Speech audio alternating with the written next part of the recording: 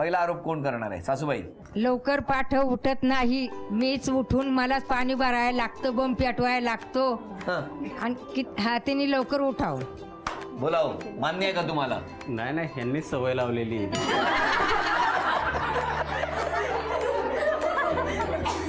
यांनी सवय लावली आहे. हा, कधी बोलणार नाही, बोलायला पाहिजे ना त्यांनी पण. उठ म्हणून. हा. पण तुम्ही काय उठत नाही? उठता ना? उठते मी, अजून 5 कोण वाजता बोलणार? उठते. 5 वाजता उठता? मग ओके ओके. माझी अशी तक्रार आहे का तिने मी जर तिला मिस कॉल केला का ती तिकडून फोनच करीत नाही. असं होऊ शकत नाही. हा, मी तिची जाव आहे. बोला जाऊ बोला.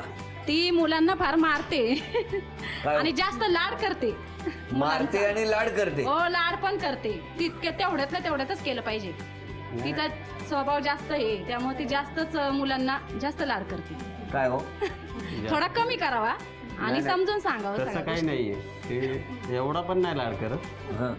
तेवढ्यातले तेवढंच चालतं. मी तिची आई आहे. कधी मुंबईला बोलवलं तर येत नाही, अजिबात नाही. नाही येत. वर्षातून एकदा दोनदाच येते. 2 वेळा पण आले तर 4 दिवस राहते, 15 दिवस पण कधी राहत नाही. येणं जाणं सोपं आहे का?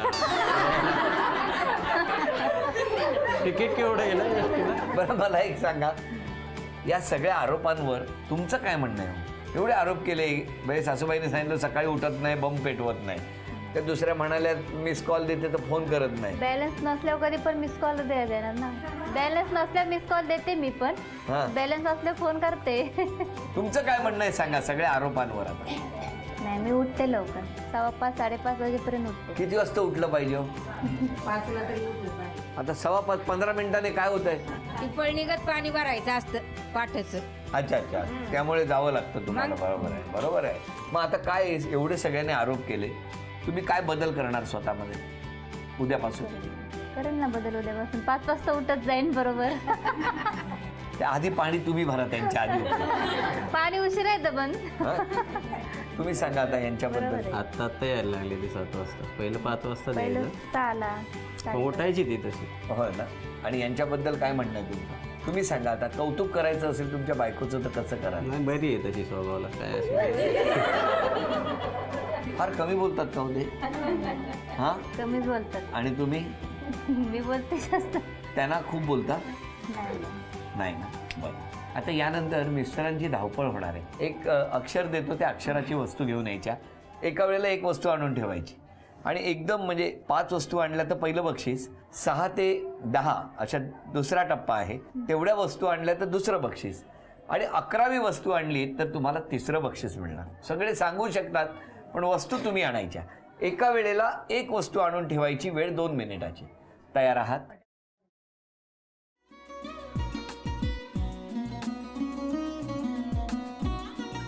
लावू का? असाच लावू ना.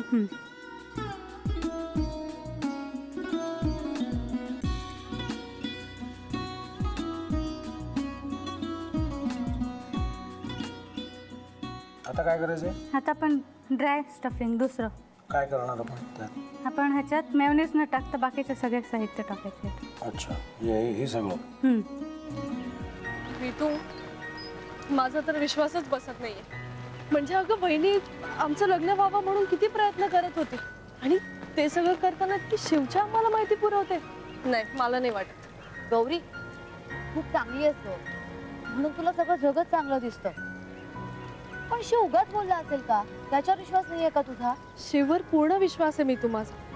पण तो आता हे जे काही करतोय ना, म्हणजे निशा बहिणी समोर त्या राधिका सोबत फिरण्याचं नाटक वगैरे, ते त्याचा काही उपयोग होणार नाहीये. अगं असं कसं म्हणतो? अगं निलिमा, जतीन भाईंचा कॉल आहे. हो माहितीये. रिसीव कर ना.